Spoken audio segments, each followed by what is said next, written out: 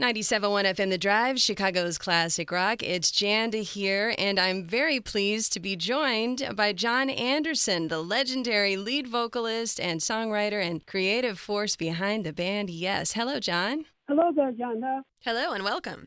Now, you're touring this spring, performing YES Epics and Classics with the Band Geeks. And for our listening audience who may not know who the Band Geeks are, that's a band that started out as an internet show created by Richie Castellano of Blue Oyster Cult, performing songs from bands they admire, including, of course, the songs of YES. So my first question for you is, after 50 years of success here in the music business and working with so many variations of YES and collaborating with other artists, how did the Band Geeks first come to your attention? Actually, it was a friend of mine.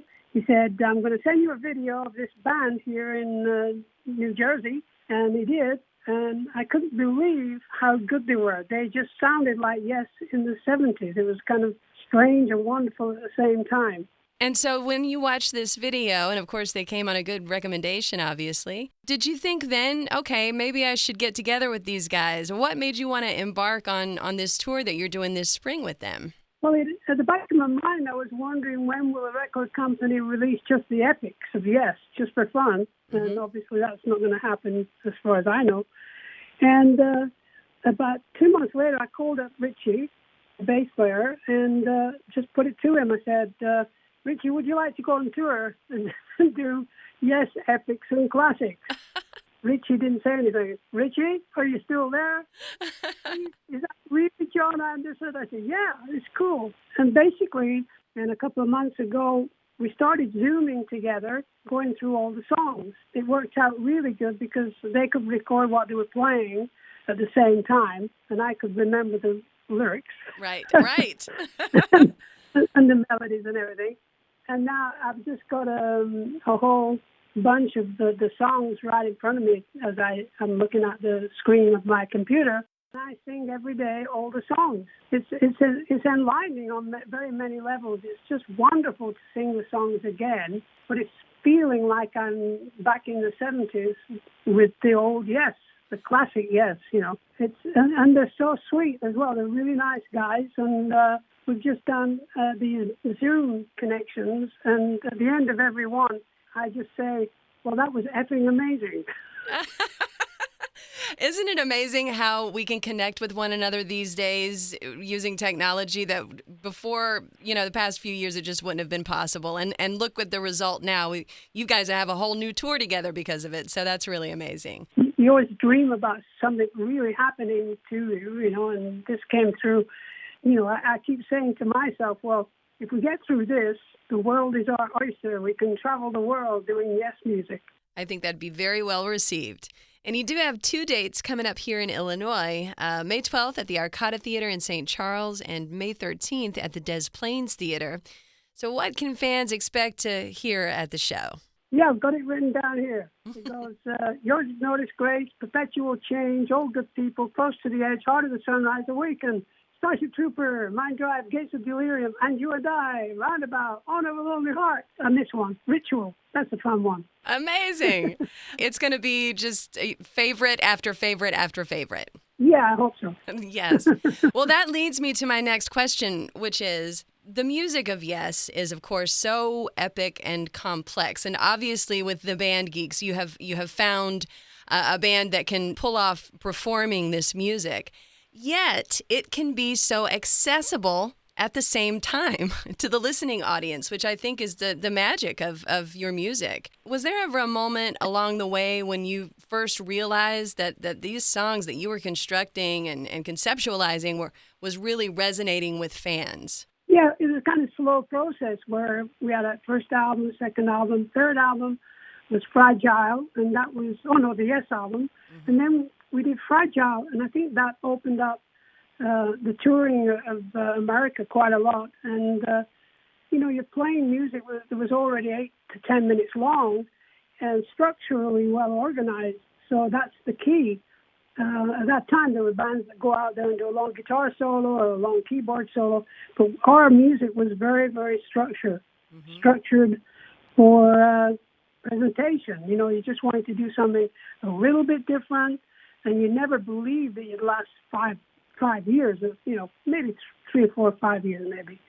And then 10 years later, we're still going, and then, wow, the 80s, we were very lucky to get a major hit record, and that carried on through, and so on, and just keep making music. And I've just carried on in the very strong creative zone on different levels and doing different things. And so this Yes idea kept popping in my head all the time. Wouldn't it be great to go out and do the classics and the epics? You, as someone who's spent a lot of time both in the studio and on the road, I would imagine that touring has changed quite a bit since you first started, back in the late 60s. And I wonder if it presents the same challenges now as it did then with things like keeping healthy on the road. I imagine you have a few more options now. Yeah, my wife is amazing, and she takes care of me on many levels. And, I just don't have a drink now and again and don't smoke any joints anymore. So I'm still, I'm going to be 80 next year, so I'm very excited just to get through that next sort of level and hopefully be singing as well as I am now. I just feel really good and feel very blessed, to be honest. Now, I read that you often meditate before your shows and that you started that in the 80s. Is that something that you still practice before you take the stage? Sure. It's good to go silent, just go quiet and silent.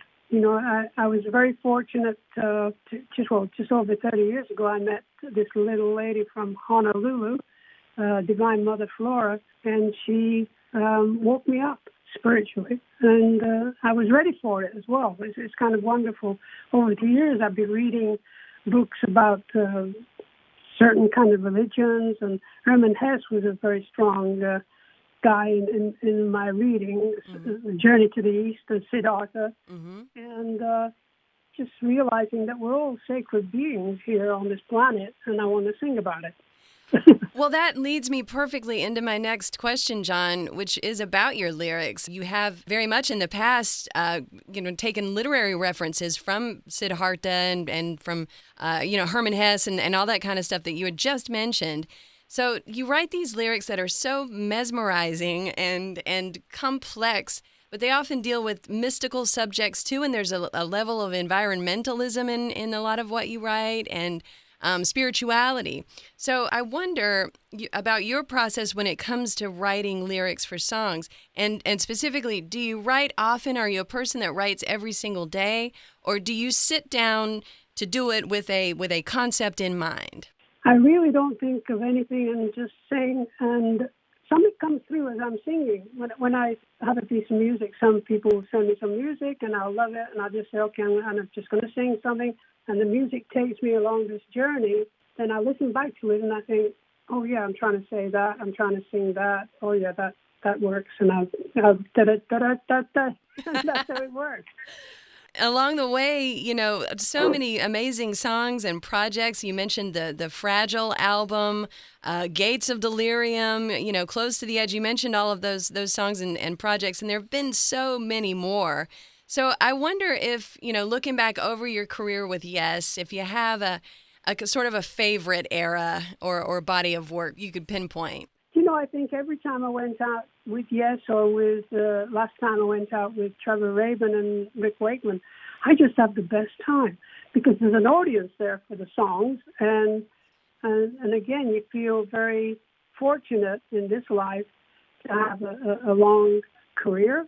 I never thought about hit records. I just thought about making music that was a little bit left and right and different, and because we're surrounded by so much music, and music makes the world go round. So the idea of still being ready for the next adventure is quite amazing to me. That's so inspiring that, you can take an idea and it will happen when it comes, right? So yeah, you got it. It will happen when it happens. Right. That's my favorite saying. Do you have a piece of advice that you would give to an aspiring musician who might be listening right now, somebody who might be, sitting around in their bedroom listening to your music and dreaming about being in a band?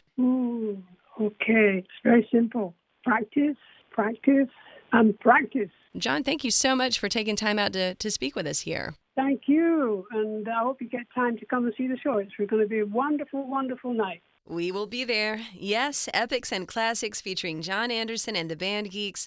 Friday, May 12th at the Arcada Theater in St. Charles, and then the next night on the 13th of May at the Des Plaines Theater. Cheers. That was Jon Anderson of YES. I'm Janda, and this is 97.1 FM The Drive, Chicago's classic rock.